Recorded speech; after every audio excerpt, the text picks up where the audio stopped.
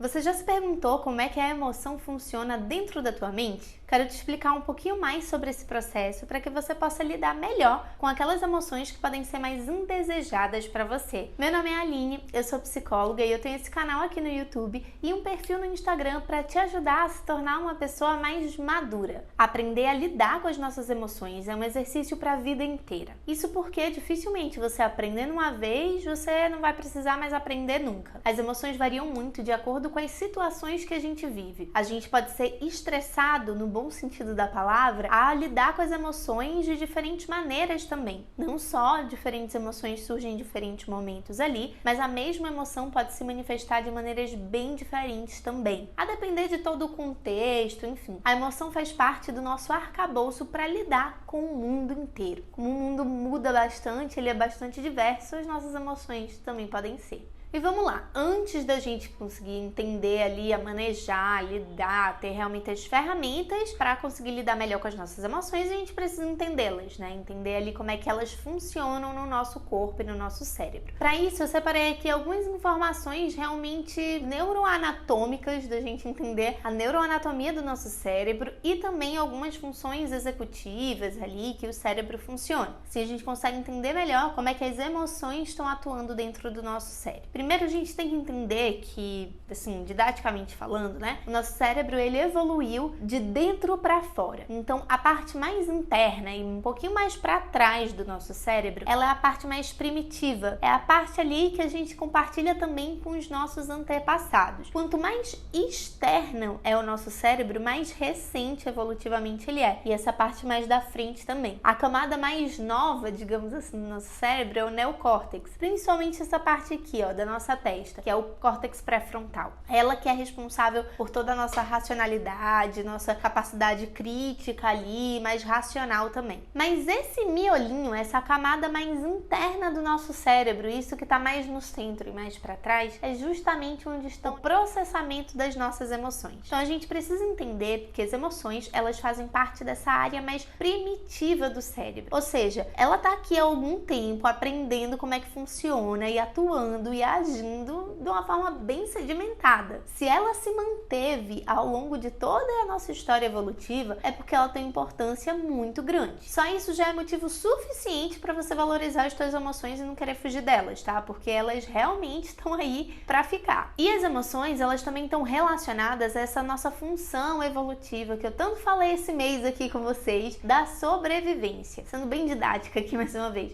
Então, quanto mais medo a gente sente, mais chance de sobreviver a gente tem. Quanto mais a gente consegue se proteger e se for necessário se proteger ativando emoções, melhor vai ser, mas isso garante mais a nossa sobrevivência, mais o nosso cérebro vai atuar dessa maneira. E essas reações emocionais que a gente tem, né, por elas serem rápidas ali, elas são bem previsíveis. Na verdade, elas só são rápidas porque são previsíveis, porque o nosso cérebro consegue ler ali o cenário, né, a situação na qual a gente está, rapidamente processar emocionalmente essas informações para que a gente consiga reagir o mais rápido possível. Tem diversas situações na nossa vida que, assim, a gente agir com rapidez é crucial, né? A gente pode, assim, determinar questões ali de vida ou morte mesmo. E isso leva a gente a precisar entender aqui as duas maneiras que a gente tem de processar informações. E aí tem um livrinho aí bem conhecido dentro do mundo da psicologia chamado Rápido e Devagar, duas formas de pensar. E ele explica justamente essas duas maneiras que a gente tem de processamento de informação. Uma via rápida, que é através da nossa via das emoções mesmo, né? Esse processamento mais límbico aí das informações que chegam até a gente. E uma via devagar, que é essa via mais racional. Aqui pondera, analisa, faz comparações prévias ali, de uma forma mais rebuscada, que pode se ancorar mais na realidade e não na experiência pregressa, ou na sensação e emoção que está ali associada. A gente geralmente tem essas duas vias. E a via rápida é a primeira sancionada por ser rápida. Ou seja, a primeira forma como a gente processa as informações é através das nossas emoções. Justamente por ela ter esse caráter rápido ali, né, essa função evolutiva importante também, é que é importante a gente saber que toda emoção é transitória, ela é passageira. Não tem emoção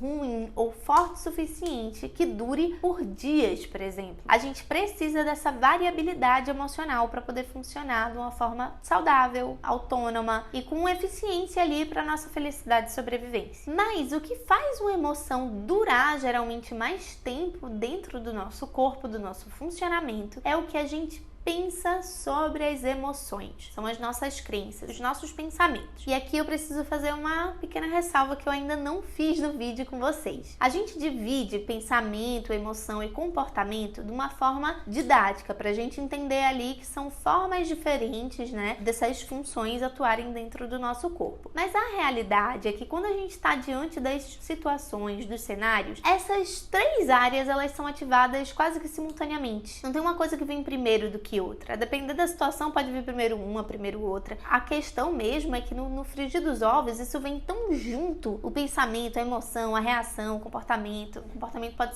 estar parado também, tá, gente? Nem sempre significa movimento, comportamento. Mas isso vem de uma forma tão tudo junto, misturado e rebuscado ali, meio complexo da gente separar, que realmente não tem onde é que um termina e o outro começa. Na prática, em loco. Mas essa divisão a gente consegue fazer graças aqui à nossa capacidade de racionalizar para ajudar também a gente a perceber uma coisa e outra e poder intervir e atuar naquela parte que é passível de mudança. Porque a emoção em si a gente não atua diretamente, a gente não muda diretamente. Mas mudar a forma como a gente pensa em relação à nossa emoção, mudar a forma como a gente se comporta em relação a ela, pode sim trazer aí benefícios e regulações emocionais. Justamente por esse pacote vir todo junto e misturado é que a gente, mudando uma coisa, sofre um efeito ali e traz um efeito em outra. Uma outra informação bem importante para você ter aí a respeito do nosso cérebro, para entender esse funcionamento emocional, é saber que